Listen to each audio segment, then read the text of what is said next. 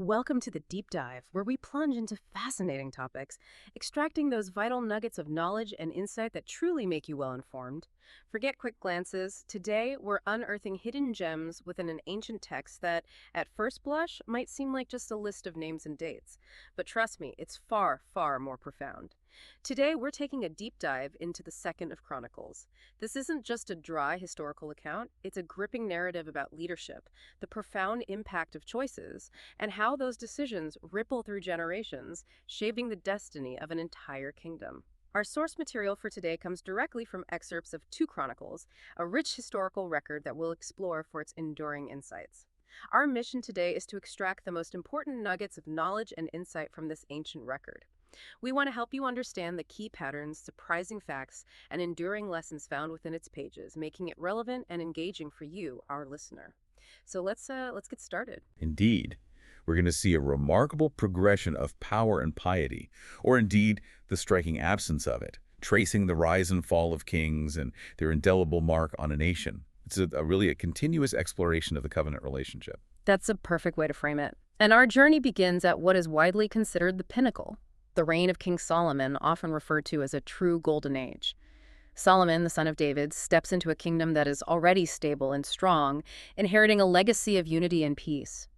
Right from the beginning, in chapter 1, verse 1, we read that he grew ever stronger in his kingdom. He solidifies his rule, and the text emphasizes that Jehovah, his God, was with him, exalting him greatly. This immediate divine blessing really sets the tone for what's to come, doesn't it? It really does.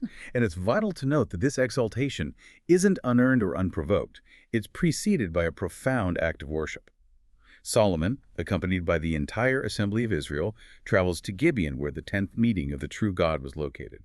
Here, in a grand gesture of devotion, he offers 1,000 burnt offerings on the copper altar before Jehovah.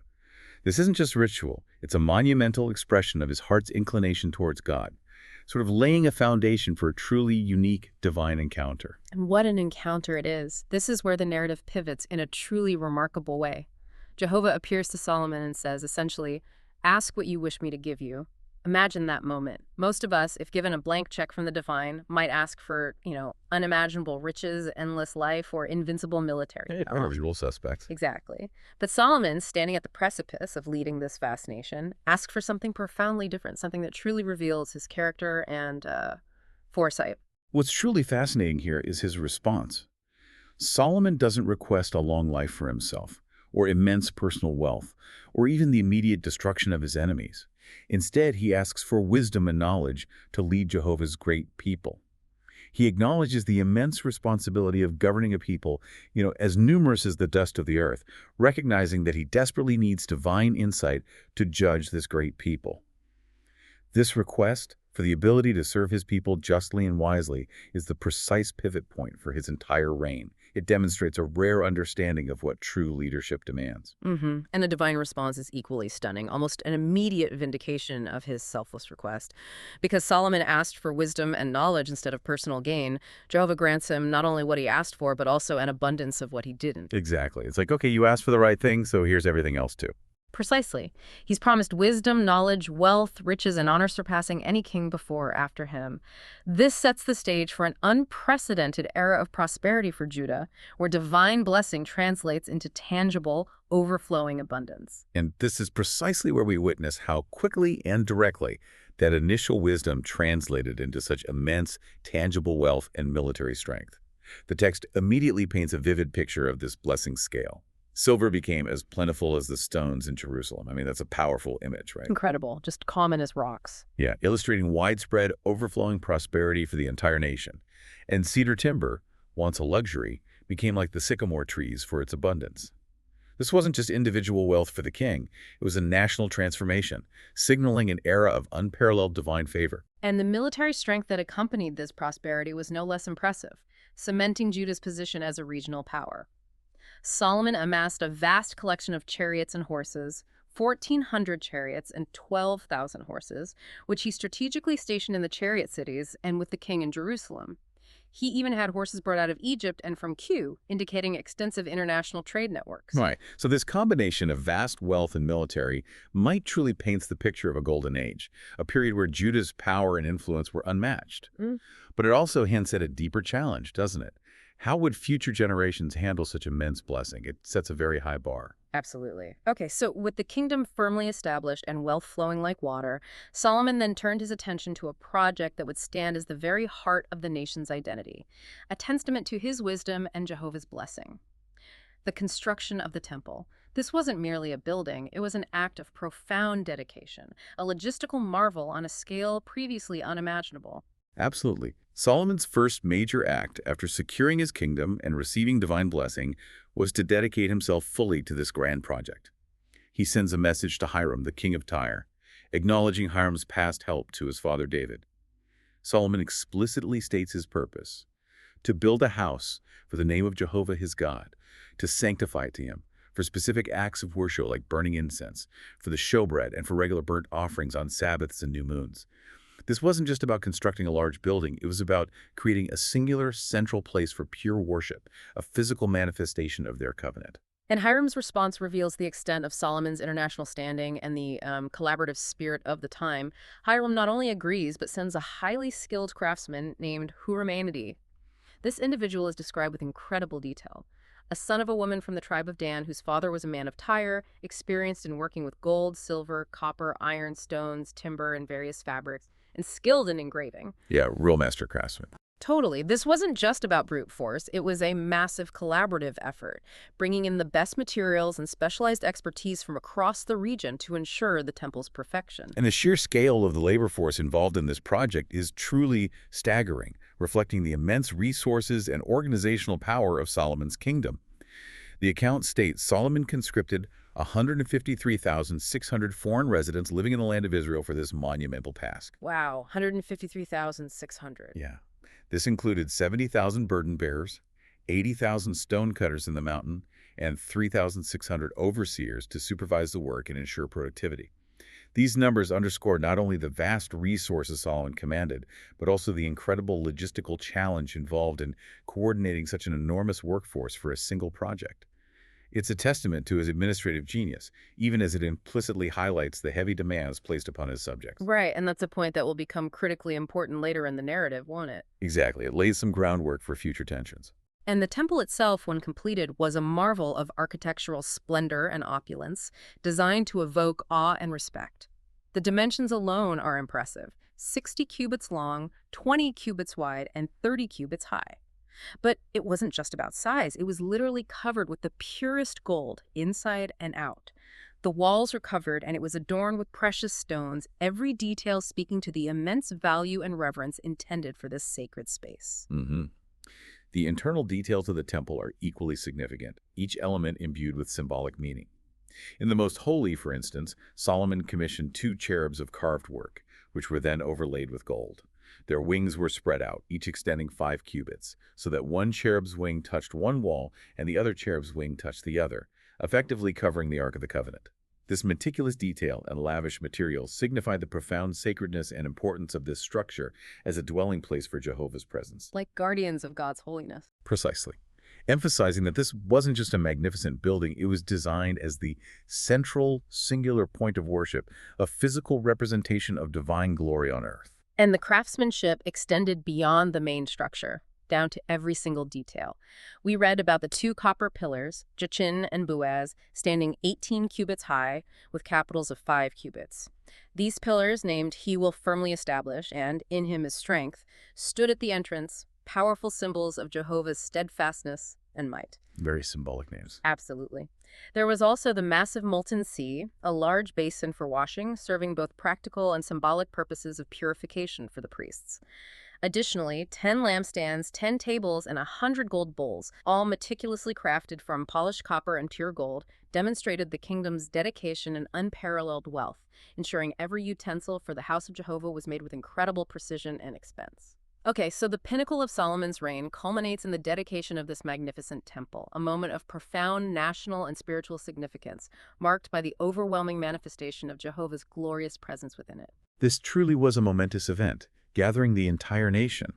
All the older men of Israel, the heads of the tribes, and the chieftains of the paternal houses of Israel converged on Jerusalem for the dedication ceremony. The priests and Levites reverently brought the Ark of the Covenant, the most sacred object symbolizing Jehovah's presence and covenant with Israel, into the temple, specifically into the most holy, where the two cherubs symbolically guarded it. And then as soon as the priests came out from the holy place, something truly dramatic and awe-inspiring occurred. That's right. The priests couldn't even stand to minister because the cloud filled the house of Jehovah. The glory of Jehovah was so overwhelming, so tangible, that it literally prevented them from performing their duties. It's a powerful, almost physical sign of divine approval and presence, echoing those majestic, almost terrifying experiences at Mount Sinai, signifying that Jehovah had indeed taken up residence in his house. This wasn't just a symbol, it was a felt reality for everyone present. Mhm. Then comes Solomon's extensive and deeply insightful prayer, delivered kneeling for the entire congregation of Israel, with his hands spread toward the heavens. His petitions are wide-ranging and deeply insightful, covering various scenarios where the people might need divine intervention. He prays for forgiveness, for Jehovah to hear prayers in times of famine, disease, war, or even exile if they should be carried off to a distant land. It shows a real understanding of the covenant relationship, doesn't it? Absolutely, that despite the temple's grandeur, the people's ongoing repentance and reliance on divine mercy would be paramount for their continued blessing. It reveals a clear grasp of the spiritual fragility of even a divinely blessed nation. And what we get in return is a powerful reiteration of that covenant, laying out the terms for Judah's future prosperity and adversity.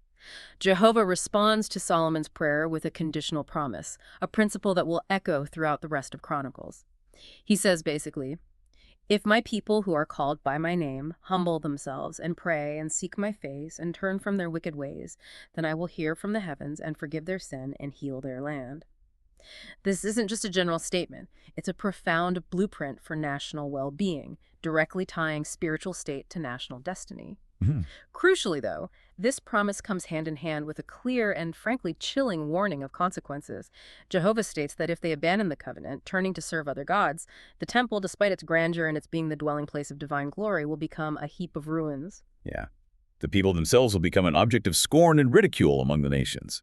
It's a stark reminder that the very presence of divine glory was tied directly to their faithfulness. This highlights that the covenant was a two-way street, requiring sustained loyalty and obedience, not just a one-time dedication. The warning immediately puts the weight of their future squarely on their collective choices. Right.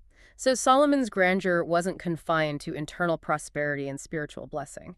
It was recognized, admired, and even tested on the international stage. The Queen of Sheba's visit is a perfect, almost legendary example of this. She travels from a distant land, a vast distance away, to test Solomon with riddles, demonstrating her deep curiosity and perhaps initial skepticism about the rumors of his legendary wisdom. And her reaction upon witnessing Solomon's wisdom and prosperity firsthand is one of pure awe, a profound humbling.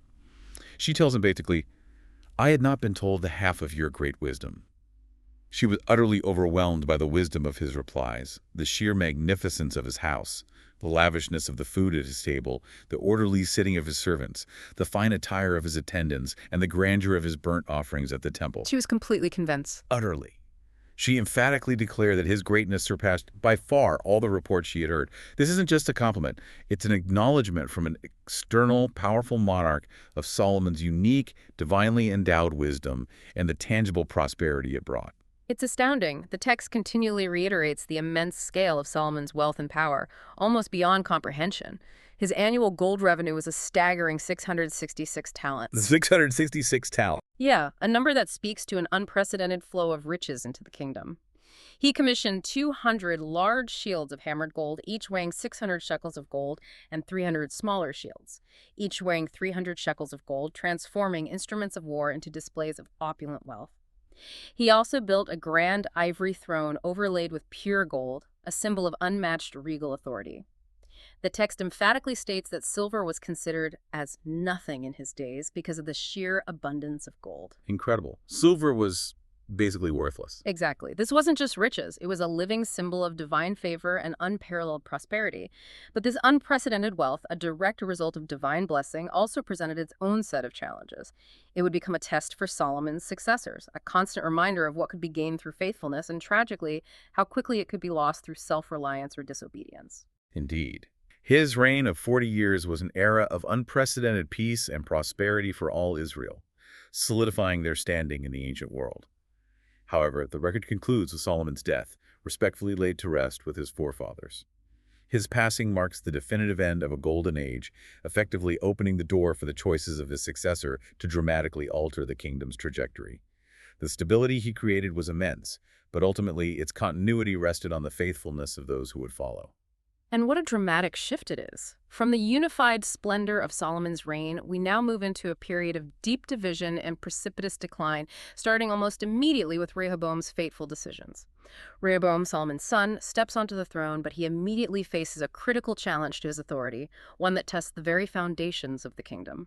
Upon Solomon's death, the scene shifts to Shechem, where all Israel gathers to make Rehoboam king. However, their immediate plea, voiced by Jeroboam, who would become a key figure in the split, was for Rehoboam to lighten the harsh service and heavy yoke that Solomon had imposed on them. This indicates that while Solomon's reign was glorious, the extensive building projects and military endeavors had come with significant burdens on the common people, creating an underlying tension. Right, that point we mentioned earlier. Exactly. It suggests that even in a golden age, the pressures of governance can build discontent. Okay, this is where we encounter a critical decision point for Rehoboam, a moment that encapsulates the difference between true wisdom and short-sighted arrogance. Rehoboam seeks counsel, first from the older men who had served his father Solomon throughout his reign. Their advice was steeped in wisdom and a deep understanding of human nature. Essentially, if you will be good to these people and please them and give them a favorable answer, they will always be your servants. Sound advice. Long-term thinking. Totally. Advice for humility, compassion, and long-term loyalty, suggesting that a lighter hand, a listening ear, would secure lasting devotion. But then, crucially, Rehoboam rejected the seasoned counsel of the older men. Instead, he consulted the younger men who had grown up with him, likely sharing his worldview and perhaps his sense of entitlement. Their advice was starkly different, a call for oppressive power and an unyielding show of authority. "My little finger is thicker than my father's loins. My father punished you with whips, but I will punish you with scourges." Wow, talk about flexing. Right. This was a dangerous proposition, advocating for immediate punitive measures, underestimating the deep-seated grievances of the people. And Rehoboam, against all wisdom and what would have genuinely served his best interests and the unity of the kingdom, chose to follow the harsh advice of the younger men. He famously declared to the people, "My father punished you with whips, but I will punish you with scourges." This unwise, prideful choice had immediate, catastrophic, and profound consequences for the unified kingdom that David and Solomon had built. It perfectly illustrates the immediate impact of poor leadership. The people's reaction was swift and decisive, a complete and utter repudiation of Rehoboam's authority. They cried out, "What share do we have in David? We have no inheritance in the son of Jesse." This declaration signifies an immediate and complete breaking away. The kingdom immediately split, with all Israel returning to their tents, leaving only the tribes of Judah and Benjamin loyal to Rehoboam. Just like that, the kingdom is fractured. Exactly. And what's particularly insightful here is that while Rehoboam clearly made a disastrous choice, the text explicitly states this turn of events was caused by Jehovah. This isn't to absolve Rehoboam of his responsibility, but rather to highlight how this human folly directly connected back to the warnings given to Solomon about the consequences of unfaithfulness. Right. It demonstrates that divine will was indeed at play in this profound division as a direct outcome of the covenant's terms. Right, a fulfillment of those warnings. So the devastating consequences of this split are starkly illustrated by Shishak's invasion and Judah's subsequent humiliation. Despite the fracturing of the kingdom, Rehoboam initially tries to strengthen Judah, building and fortifying cities like Bethlehem, Etam, Tekoa, and Lachish. He strategically places military commanders in them and stores provisions, oil, and wine, aiming to make them very strong and defensible. It's also crucial to note that during this tumultuous period, something significant happened that bolstered Judah's spiritual and numerical strength. The priests and Levites from all over Israel, who had been displaced by Jeroboam's abandonment of Jehovah's worship in the northern kingdom, gathered to Judah. They were seeking true worship, which meant coming to Jerusalem and the temple. Ah, so the faithful remnant gathers. Precisely. This influx strengthened the kingdom of Judah, as these faithful individuals, along with others who set their heart to seek Jehovah, followed the ways of David and Solomon for 3 years, reinforcing the kingdom with those who prioritized their covenant relationship. However, this period of relative stability for Judah is tragically short-lived. In Rehoboam's 5th year, a mere 3 years after the priests and Levites had joined him, Shishak, the king of Egypt, invades Jerusalem with an overwhelming force. 1,200 chariots, 60,000 horsemen, and an immense number of Libyan, Sukkim, and Ethiopian troops. The reason for this invasion is not left to speculation. It is explicitly stated, because they had acted unfaithfully against Jehovah. No ambiguity there. None at all. It's a direct, undeniable consequence of their spiritual deviation. And the invasion leads to a significant, visible loss of their former glory. Shishak plunders Jerusalem, including the priceless treasures of the temple and the king's house. Crucially, he takes the gold shields that Solomon had made. Those very symbols of wealth and divine favor. Exactly. This act provides a stark and painful contrast to the earlier descriptions of Solomon's immense opulence and splendor. It physically signifies a tangible loss of the kingdom's former glory and, more importantly, a palpable withdrawal of divine favor. It's not just a military defeat, it's a spiritual humiliation. Faced with this overwhelming invasion, Rehoboam and the princes of Israel, in a rare moment of humility and clarity, humble themselves. They declare Jehovah is righteous. This act of repentance, however belated, leads to a reprieve from Jehovah. While the land is not utterly destroyed, Jehovah declares that they will become Shishak's servants, not to be completely annihilated, but so that they may know the difference between serving me and serving the kingdoms of the lands. A harsh lesson indeed. A very harsh lesson in the practical consequences of their choices. If we connect this to the bigger picture, this immediate and drastic decline demonstrates that the covenant wasn't merely a theoretical agreement, it was very much active, and disobedience had swift, tangible consequences, both spiritual and material. The loss of wealth, the plundering of the temple, and the subjugation to Egypt served as a direct, undeniable lesson in the consequences of abandoning their covenant with Jehovah. It's a powerful demonstration of the principles established during Solomon's reign continuing to play out in real time, reminding us that even the most blessed status is conditional on continued faithfulness. Okay, so as we move through the subsequent reigns of the kings of Judah, we observe a truly compelling pattern. Repeated cycles of faithfulness, often followed by idolatry, and then invariably direct consequences. It's almost a series of case studies in leadership, revealing the enduring struggle between divine reliance and human fallibility. Our first example in this new era of the divided kingdom is Abijah, Rehoboam's son, who becomes king of Judah. He immediately finds himself confronting Jeroboam and the northern kingdom of Israel in battle. Abijah's declaration to Jeroboam and all Israel before the conflict is particularly striking and revealing. He emphasizes Judah's steadfast reliance on Jehovah, and in stark contrast highlights Israel's profound apostasy, pointing out that Israel had driven out the priests of Jehovah and made for themselves calf idols and other gods. He draws a clear line in the sand. Absolutely. He asserts that Judah, on the other hand, has Jehovah as their God and his faithful priests, contrasting their spiritual allegiance.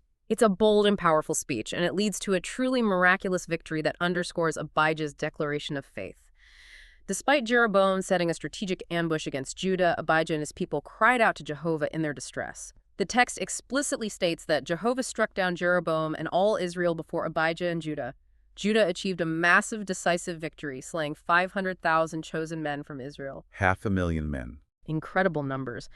And the reason for this overwhelming success is clearly given, because they relied on Jehovah, the God of their forefathers. This is an immediate, powerful lesson in the benefits of unwavering reliance on God, even against overwhelming odds. Following Abijah, we encounter King Asa, who takes significant and commendable steps to reform the kingdom. He actively removes the foreign altars, sacred poles, which were often symbols of pagan fertility worship, and high places from all the cities of Judah. These high places were local worship sites that often competed with the central temple, leading to diluted and corrupted worship. So he's trying to centralize worship again. Exactly. Asa also issues a command for Judah to seek Jehovah, the God of their forefathers, and to obey the law and the commandment. These early reforms demonstrate a strong commitment to pure worship, and as a direct result, the land enjoys 10 years of peace during his reign, a time of rebuilding and spiritual consolidation. That period of peace, however, is dramatically tested when Asa faces truly overwhelming odds. Zerah the Ethiopian comes against Judah with an army of 1 million men and 300 chariots. This is an immense, almost impossible force for Judah to defeat on its own. 1 million men, just staggering numbers again. Right. Asa's response to this existential threat is a model of unwavering faith and desperate reliance. He calls out to Jehovah, his prayer a testament to his complete trust. "Help us, O Jehovah our God, for we are relying on you, and in your name we have come against this crowd. O Jehovah, you are our God. Do not let mortal man prevail against you." It's a prayer that acknowledges human powerlessness and appeals directly to divine omnipotence. And Jehovah delivers in a spectacular fashion. Jehovah defeats the Ethiopians before Asa and Judah, and the Ethiopians flee in disarray. It's a decisive victory, showing the direct correlation between Asa's explicit reliance on Jehovah and the divine intervention against such overwhelming numbers. What's truly fascinating here is how Asa's complete dependence on Jehovah led to such a decisive victory against what was humanly an impossible foe. It underscores the theme that true power and security for the nation lay not in their own military might, but in divine assistance when sought faithfully and humbly. However, Asa's legacy is not without blemish, and it serves as a crucial warning.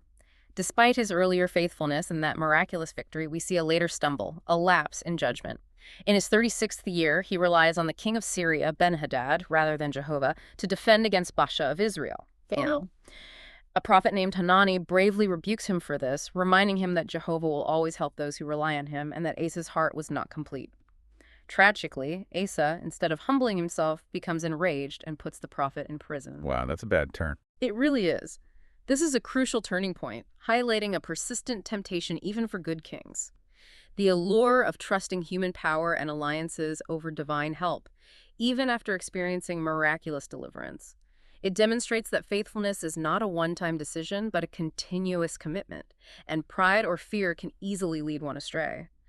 Following Asa, we come to Jehoshaphat, a king whose reign is largely characterized by righteousness and spiritual reform, but one also punctuated by risky alliances and, once again, miraculous deliverance, proving that even good kings can face complex challenges. He genuinely aimed to walk in the righteous ways of his forefather David. Jehoshaphat's reign is marked by significant spiritual reform and a proactive approach to national education. He removed the high places and sacred poles from Judah, and importantly, took the initiative to send princes, Levites, and priests to teach the law of Jehovah throughout all the cities of Judah. They diligently traveled with the very book of Jehovah's law, instructing the people. So a real focus on education and the law. This emphasis on spiritual education led to remarkable prosperity and strength, as the dread of Jehovah fell upon all the kingdoms of the lands around Judah, effectively preventing them from making war against Jehoshaphat. He received tribute and presents, growing exceedingly strong, a direct result of his commitment to true worship. And yet, despite this spiritual strength, Jehoshaphat enters into a problematic alliance. He forms a perilous bond with wicked King Ahab of Israel, joining him for war against Ramoth-Gilead. This decision to ally with a king known for his idolatry immediately raises questions. A big red flag, right? Definitely. Even after Ahab gathers 400 prophets who all predict success, Jehoshaphat, with a flicker of his wisdom, insists on hearing from a prophet of Jehovah. Micaiah bravely predicts disaster, vividly describing seeing all Israel scattered like sheep without a shepherd. Ahab is enraged, but they go to battle anyway. In the ensuing chaos, Jehoshaphat narrowly escapes death when he is mistaken for Ahab, and the Syrian chariot commanders turn to pursue him. A close call. Very close. It's a stark reminder that even a righteous king's good intentions can be severely undermined by bad company and misguided alliances. Fortunately, Jehoshaphat appears to learn from this near disaster. He undertakes significant judicial reforms upon his return to Jerusalem, establishing judges in all the fortified cities of Judah. He instructs them to act justly in the fear of Jehovah, emphasizing that they judge not for man but for Jehovah, and that they must act courageously and without partiality. This demonstrates a renewed commitment to internal justice and proper governance, recognizing the societal implications of their spiritual standing. Then comes another massive invasion, one that truly tests Jehoshaphat's renewed faith. The Moabites, Ammonites, and men from Mount Seir, a truly overwhelming force, come against Judah. It's a dire situation, and Jehoshaphat's response is truly inspiring and serves as a model of leadership in crisis. He proclaims a fast throughout all Judah, uniting the people in a shared act of humility and dependence. Standing in the congregation in the new courtyard of the temple, he prays, "We are powerless before this large crowd that is coming against us, and we do not know what to do, but our eyes are on you." Wow, what a prayer. Total dependence. Absolutely. It's a prayer that acknowledges complete human helplessness and places all hope squarely on divine intervention. This profound prayer is met with a direct and astonishing prophetic assurance. The Levite Jahaziel filled with the Spirit of Jehovah, proclaims, "The battle is not yours, but God's." He instructs them not to be afraid or terrified, but simply to go out against them the next day, and Jehovah would be with them. The very next morning, in an act of profound faith and daring, as they marched out, Jehoshaphat appointed singers to walk ahead of the armed men, singing praises to Jehovah. Singers at the front of the army. That's incredible faith. Isn't it? And as they began to sing and praise, Jehovah set an ambush against the invaders, turning them against each other. This is a prime aha moment of pure divine intervention, a powerful testament to the power of faith and praise. The invading armies, the Ammonites, Moabites, and the men of Mount Seir turn on each other in confusion and destroy themselves. By the time Judah arrives at the watchtower in the wilderness, they find only dead bodies strewn across the landscape. It's a miraculous victory achieved through profound faith and worship, not military might, leading to immense spoils for Judah. So much so that it took them 3 days to collect it all. Incredible. This sequence, from the risky alliance to the miraculous deliverance, perfectly illustrates the profound power of reliance on Jehovah, even for a king who sometimes faltered in his judgment, offering a powerful lesson in how divine intervention can overcome overwhelming odds when humility and faith are present. From the relative highs and dramatic deliverances of Jehoshaphat's reign, we tragically witness a downward spiral with the kings who follow. Jehoram, Jehoshaphat's son, takes the throne, and his reign is a stark and painful contrast to his father's. Jehoram quickly establishes himself as deeply wicked, demonstrating a shocking disregard for family and divine principles. He immediately murders all his brothers, a brutal act to consolidate power, and then adopts the idolatrous ways of the house of Ahab, leading Judah astray into profound unfaithfulness. So much for learning from his father. Right. Because of his pervasive wickedness and profound unfaithfulness, the prophet Elijah sends him a written message, a truly unique prophetic intervention. This message predicts a severe, incurable disease for him and a foreign invasion for his people, explicitly stating it's because he has forsaken Jehovah. A stark example of divine judgment being communicated directly. And the consequences are swift and devastating, a literal fulfillment of Elijah's prophecy. The Philistines and the Arabs invade Judah, breaking through its defenses with brute force. They plunder the king's house, carrying off all its valuable articles, and even more tragically, all his sons except Ahaziah, his youngest, are either taken captive or killed. Jehoram himself is struck with an incurable, agonizing disease of his intestines, which lasts for 2 years until his intestines come out, and he dies in severe pain. A gruesome end. Truly gruesome. This account lays bare the swift and severe consequences for abandoning Jehovah and pursuing a path of wickedness. It's a grim reminder of the covenant's uncompromising terms. The downward spiral continues rapidly with Ahaziah, Jehoram's son, who also walks in the wicked ways of the house of Ahab, his mother Athaliah being Ahab's daughter. He reigns for only 1 year, during which he is continually counseled by the house of Ahab for his destruction. Following his death, his mother Athaliah, the daughter of wicked Ahab, brutally usurps the throne, attempting to kill all the royal offspring of Judah, the very lineage of David. She tries to wipe out the entire royal line. Exactly. She murders all the royal descendants to secure her power. But miraculously, Jehosheba, the daughter of King Jehoram, hides young Jehoash, saving him from Athaliah's murderous purge. This highlights a period of extreme political and spiritual turmoil, where the very lineage of David, the promised line for the Messiah, was under grave threat, emphasizing that even divine promises could appear to hang by a thread in times of extreme human depravity. Joash, the hidden prince, is eventually brought forth and made king by the faithful priest Jehoiada. His early reign is remarkably commendable, a stark contrast to his immediate predecessors. He consistently does what is right in Jehovah's eyes as long as Jehoiada instructs him. He leads significant efforts to repair and restore the temple, which had fallen into severe disrepair and desecration under previous kings. So a promising start under good guidance. Very promising. The Levites, priests, and doorkeepers diligently gather money from the people and meticulously oversee the repairs, restoring the house of Jehovah to its proper state of worship and reverence. This restoration of the physical temple mirrors a spiritual attempt at national renewal. However, Jehoash's story takes a deeply tragic and disheartening turn after Jehoiada's death. The princes of Judah approach the king, and he, perhaps in a moment of weakness or hubris, listens to their bad counsel. They abandon Jehovah and begin to serve sacred poles and idols, turning away from the renewed worship.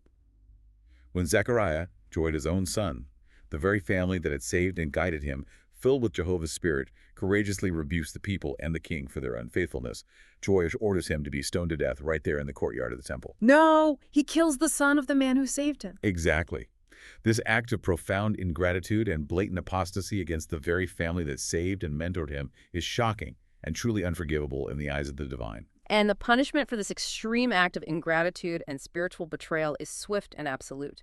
The Aramean army invades Judah, easily defeating Jehoash's forces despite Judah having a large army. They execute the very princes who had advised him to apostasy. Jehoash himself is struck by a severe disease. His own servants, perhaps outraged by his wickedness and the murder of Zechariah, conspire against him and assassinate him on his bed. His end is a stark and immediate warning about the fleeting nature of initial righteousness when wisdom is abandoned and divine counsel is rejected. It's a poignant reminder that privilege and position offer no immunity from divine judgment.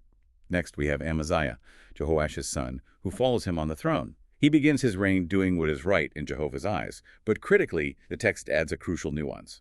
Not with a complete heart. That qualification again. This subtle but significant distinction suggests a superficial or inconsistent devotion. He does, however, adhere to the law by not killing the children of his father's murderers, upholding the principle that sons should not die for their fathers for what the fathers did, but each one should die for his own sin. This shows a measure of justice and adherence to some principles. Okay. And here's where his reign takes an incredibly interesting turn. Amaziah hires 100,000 Israelite warriors for 100 talents of silver to fight against Edom. However, a prophet warns him that Jehovah is not with Israel and advises him to dismiss them, promising a greater victory if he relies solely on Jehovah. Amaziah commendably listens to the prophet and dismisses the mercenaries, then proceeds to defeat 10,000 Edomites in the Valley of Salt and captures Selah. So he obeys and gets the victory. Seems like he learned something. You'd think so. Yet after this clear, miraculous victory, a direct divine blessing for his obedience, an incredibly ironic and tragic twist occurs. Amaziah brings the gods of the defeated Edomites and sets them up as his own gods, bowing down to them and offering sacrifices. Wait, what? He starts worshiping the gods of the people he just defeated. Exactly. When a prophet courageously confronts him, asking him why he would worship the gods of a people he just conquered with divine help, Amaziah angrily dismisses him, refusing to listen. This raises a profound and important question. Why would a king who just experienced such undeniable divine blessing then immediately turn to the very gods of the defeated enemy? It demonstrates a fundamental lack of understanding, a deep-seated spiritual blindness, or perhaps an ingrained tendency toward idolatry, despite overwhelming evidence of Jehovah's power. This profound unfaithfulness eventually leads to a conspiracy against him in Jerusalem, and he is eventually assassinated. Moving on, we encounter Uzziah, whose reign is marked by immense prosperity and military strength, only to be followed by a devastating fall due to pride. Initially, for many years, he does what is right in Jehovah's eyes, mirroring his predecessors who started well. Uzziah's reign is a testament to the direct connection between seeking God and prosperity. He seeks Jehovah during the days of Zechariah, who instructs him in the fear of God. As long as he seeks Jehovah, the text explicitly states, God makes him prosper. This period is characterized by remarkable military strength.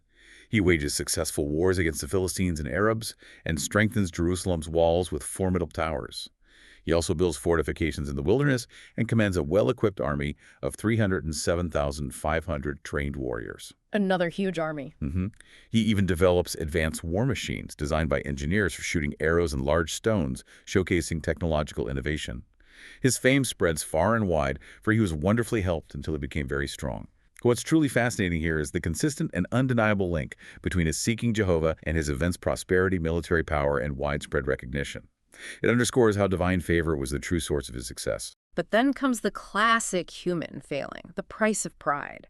Once he became strong and exceedingly powerful, Uzziah's heart became haughty, bloated with self-importance. He trespassed against Jehovah, his God, by audaciously entering the temple to burn incense on the altar of incense, an act reserved exclusively for the priests, the direct descendants of Aaron. He overstepped his bounds big time. Absolutely. This was a direct usurpation of a sacred role, a blatant disregard for divine instruction. The priests, led by Azariah, bravely and directly confront him, courageously telling him he has no right to burn incense and that it will not be to his honor. In that very moment, as Uzziah becomes enraged and holds the censer to burn incense, leprosy miraculously breaks out on his forehead. Instantly. Instantly, he is immediately forced out of the temple by the priests, driven out by divine judgment, and remains a leper until his death, living in a separate house, cut off from society in the temple. This dramatic downfall, directly after achieving such power, serves as a powerful reminder. Even great success can lead to arrogance, which has its own devastating consequences, severing the connection to the very source of that initial success. It demonstrates that divine blessings come with responsibilities, and pride can quickly turn favor into judgment. After Uzziah, his son Jotham reigns righteously, growing powerful because he directs his ways before Jehovah. Then comes Ahaz, Uzziah's grandson, who sadly represents a period of utter and profound wickedness for Judah, a stark contrast to his righteous predecessors. Ahaz's reign plunges Judah into the deepest depth of depravity. He does what is utterly bad in Jehovah's eyes, not only following the detestable practices of the nations that Jehovah had driven out, nations who were known for their abhorrent rituals, but he even makes molten statues for the boons, and horrifically offers his own sons in the fire, a practice associated with child sacrifice to pagan deities. Child sacrifice. That's truly horrific. It is. He makes sacrificial smoke in the valley of Ben Hinnom, and on high places and hills, and under every luxuriant tree, proliferating idolatry throughout the land. This profound idolatry and wickedness brings swift and significant defeats upon Judah.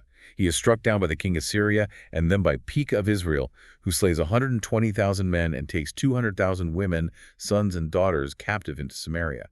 This highlights that national sin leads to national vulnerability.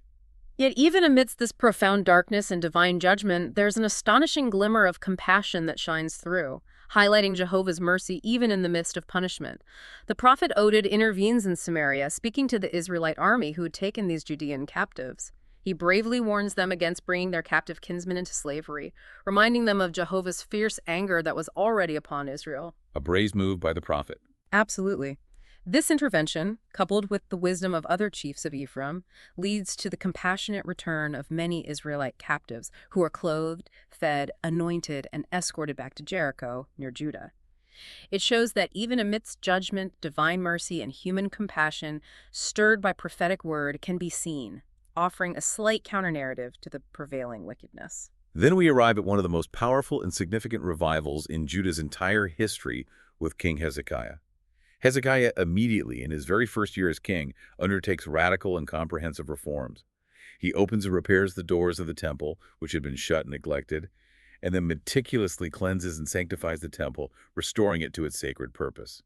He orders the Levites to cleanse themselves and then the house of Jehovah, removing all the defiling things that their idolatrous forefathers had put in. No messing around, straight to work. Right. This isn't just a physical cleanup. It's a symbolic and spiritual act of national purification.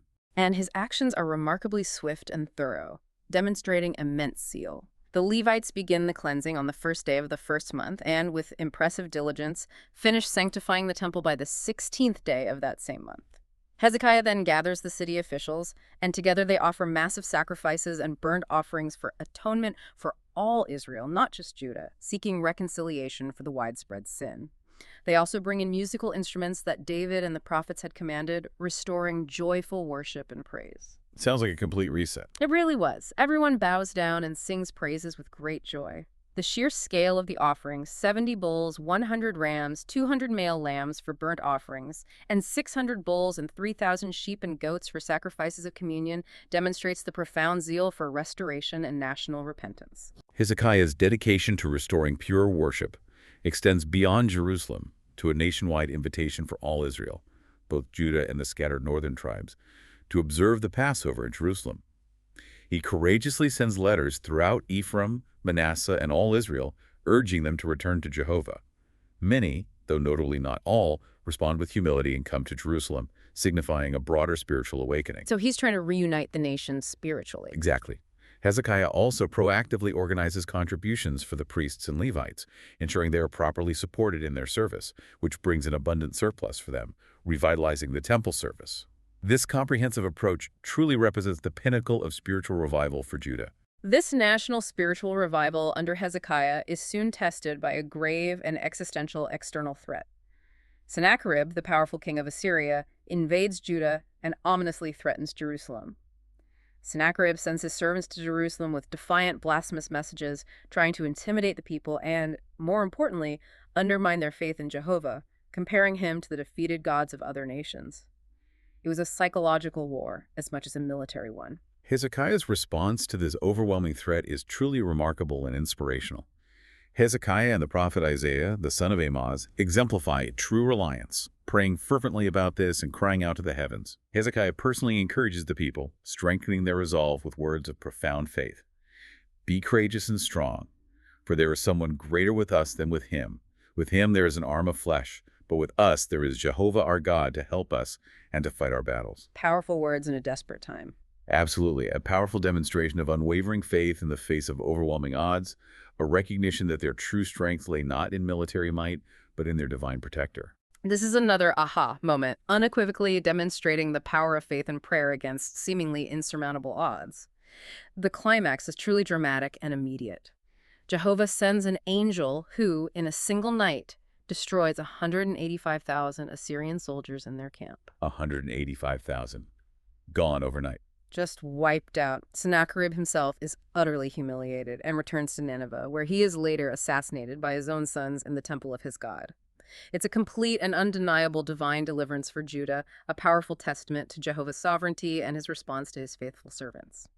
Towards the end of his reign, even Hezekiah, despite his righteousness, experiences a period of pride and then subsequent humility after becoming gravely ill.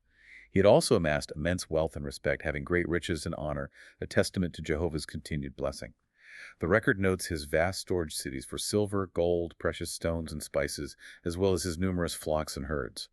He even successfully rerouted the waters of Gihon, creating a tunnel that brought water down to the west side of David's city, a significant engineering feat that would serve Jerusalem for centuries. The famous Hezekiah's Tunnel. That's the one.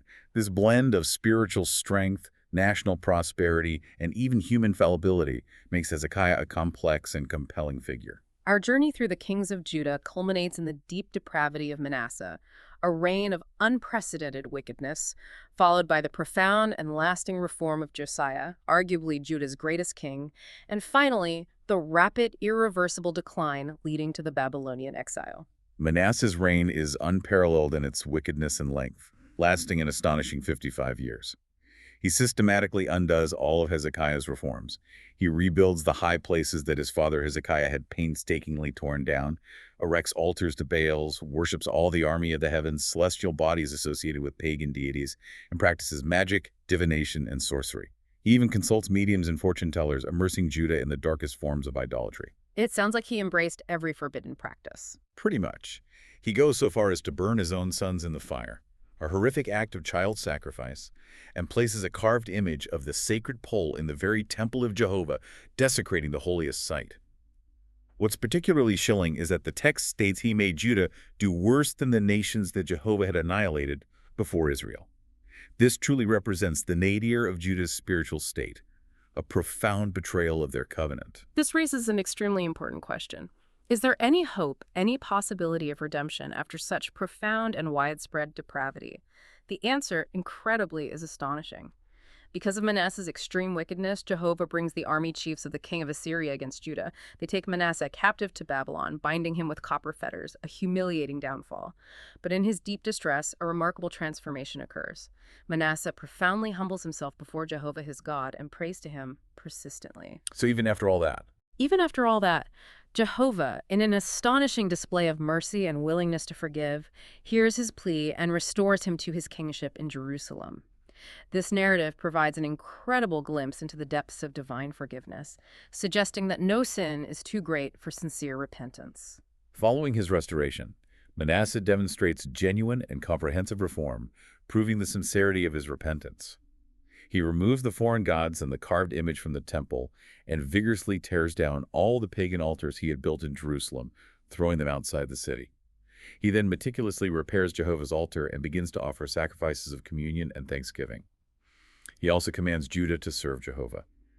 This powerful turnaround from utter wickedness to profound repentance and active reform is a unique and impactful story within the historical narrative, offering a powerful testament to the transformative power of humility and divine grace.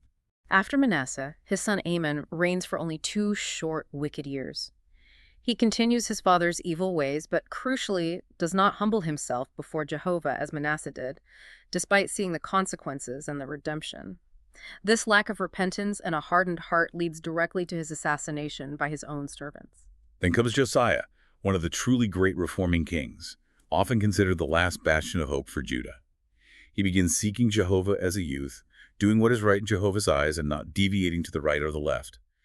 In his 8th year, while still young, he begins his thorough cleansing of Judah and Jerusalem from pagan worship, smashing altars to Baals, cutting down incense altars, and breaking down all the carved and molten statues. A young king with incredible zeal. Absolutely. He thoroughly purges the land, even taking the bones of priests and burning them on their altars, a symbolic act of defilement to prevent future idolatry.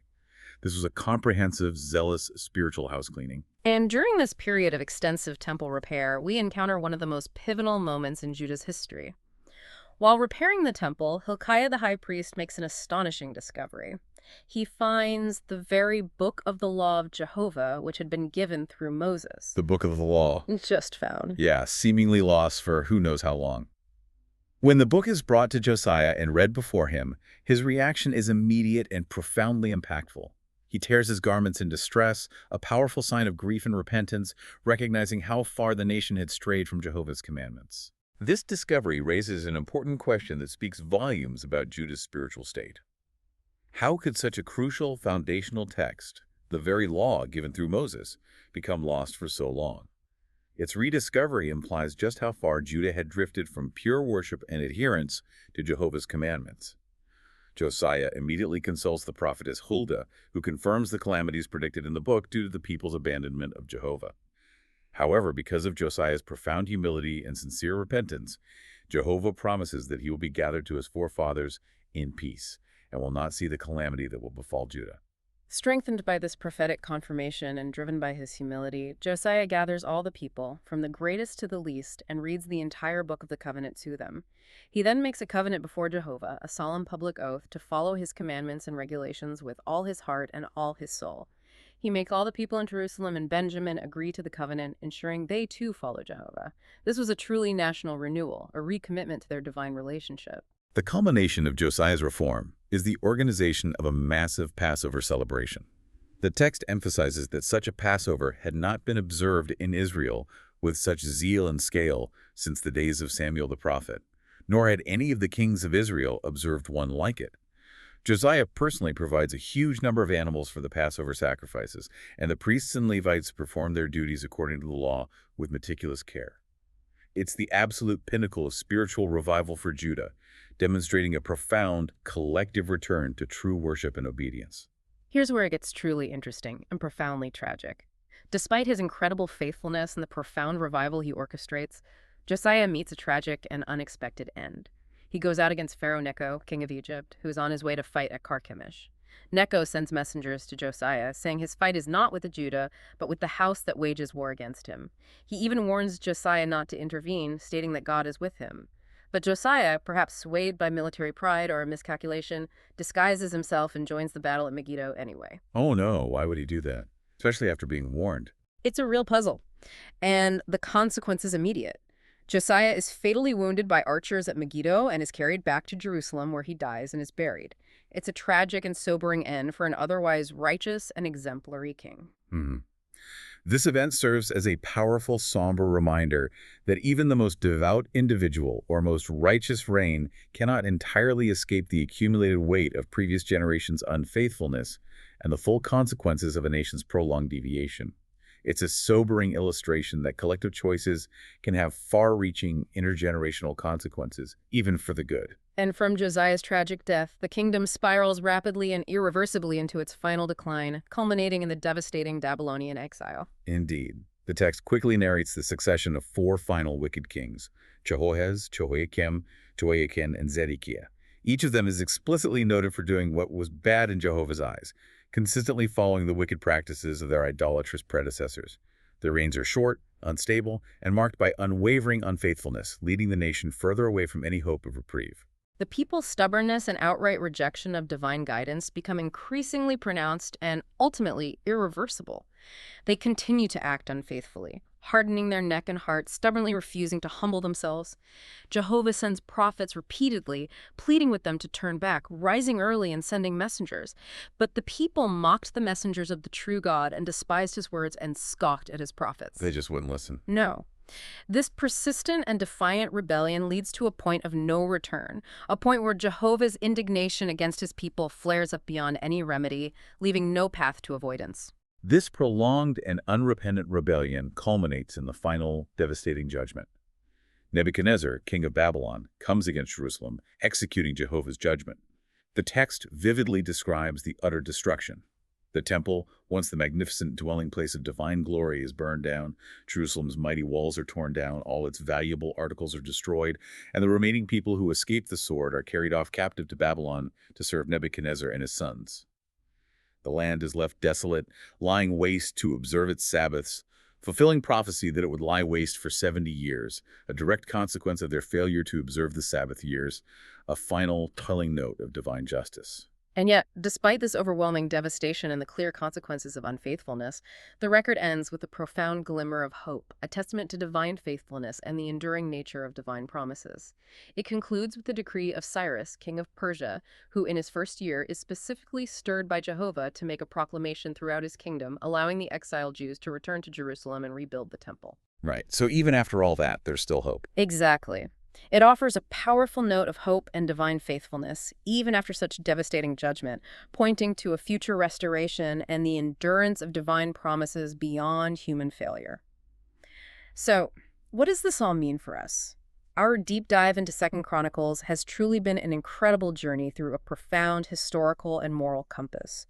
We've traced the overarching narrative from Solomon's glorious golden age, built on wisdom and profound divine favor, all the way through the turbulent reigns of his successors, right to the devastating Babylonian exile, a direct and tragic consequence of repeated unfaithfulness. Throughout this rich narrative, we've seen consistent and powerful themes emerge. The profound impact of leadership, how one king's choice, whether for wisdom or pride, could bring immense blessing or utter calamity.